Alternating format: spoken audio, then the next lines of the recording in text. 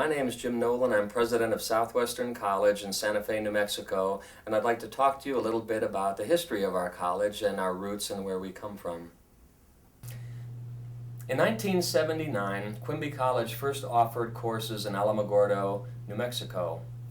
Neva Del Hunter, you might say, was a student of the teachings of Phineas Parkhurst Quimby, and Robert Waterman was a student of Neva Del Hunter's. So Neva Del Hunter was given a vision, kind of an esoteric but very profound vision of a school of the future that would bridge the Piscean and the Aquarian age. And Robert Waterman, her student, expanded that vision and also grounded the vision in a curriculum, what he called a curriculum of the soul. And that was the beginning of Quimby College, and at that time we were teaching counseling and offering counseling degrees. So who was Phineas Parkhurst Quimby? Well, I could talk for quite a while about that, but Phineas Quimby was a clockmaker, an inventor, and an energy healer from New Hampshire. He was born in 1802 and died in 1866, so he was roughly a contemporary of Ralph Waldo Emerson. Now, Quimby had been a sickly man as a young man. He'd been racked by consumption, and the physicians of his day did not give him much hope for actually getting better. So there was an experience that Quimby had one day. It involved a horse and a cart that he was riding in. It's kind of an equine-assisted inspiration he had that day.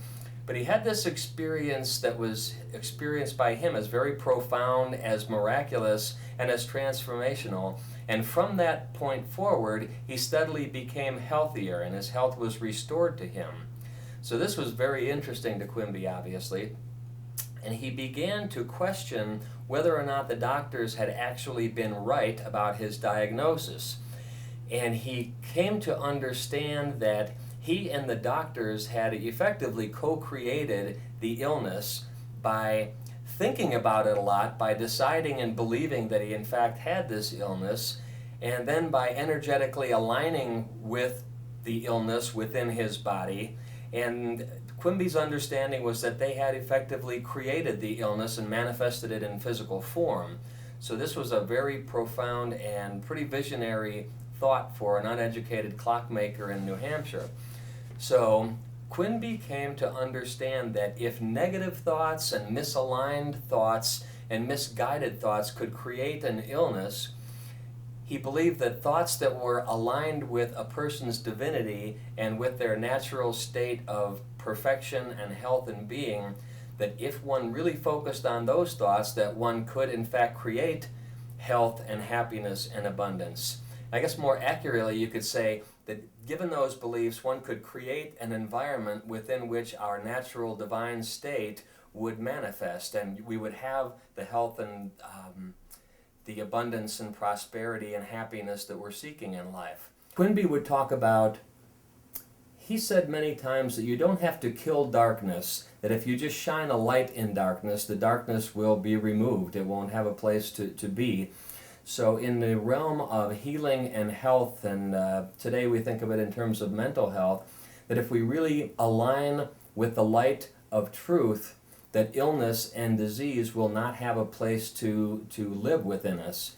So that was one of Quimby's key teachings, and he was fond of saying that the truth is the cure. So that's a little bit about the kind of work he did, and it's the kind of work that we now do at Southwestern College in training counselors and art therapists. So the mental healing that he did, he called it mental healing, spiritual healing, a variety of things.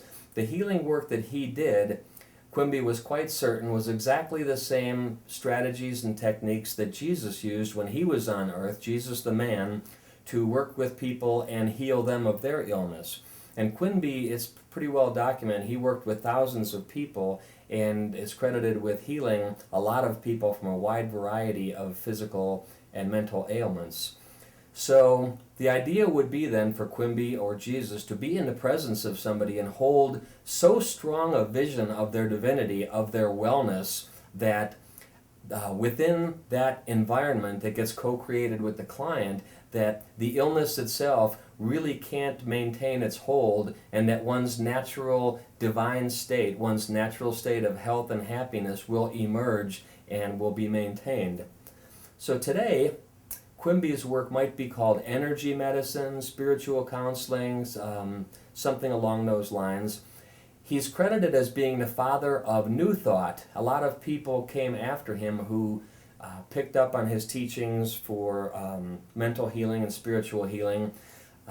Emma Curtis Hopkins, the Fillmores, Ernest Holmes, the lineages like Unity Church, Center for Spiritual Living, Church of Divine Science, all come from Quimby's teachings and people that Quimby taught and who learned from his energy healing. And this whole stream is called New Thought now, and it's quite vibrant these days and very important to the school. So New Thought has become a really key part of the foundation of Southwestern College, to the school itself, and the curriculum and the training that we use with the students. Now, Quimby is honored on this campus as being the library is named after him. It's called the Quimby Memorial Library. And this being the 30th anniversary of Quimby College's first offering classes, we've taken the opportunity this year to really look back at the early influences and roots of the school, which lie in the perennial wisdom traditions, the ancient wisdom traditions, and also more recently with people like John Dewey, Carl Jung, Carl Rogers, Abraham Maslow. And today what we have done at the school is talked about, we've named a couple of rooms after two of the key influences, and those are the American transcendentalist Ralph Waldo Emerson and also Rudolf Steiner, who was from South Austria, created anthroposophy and was really a major intellectual influence in the 20th century.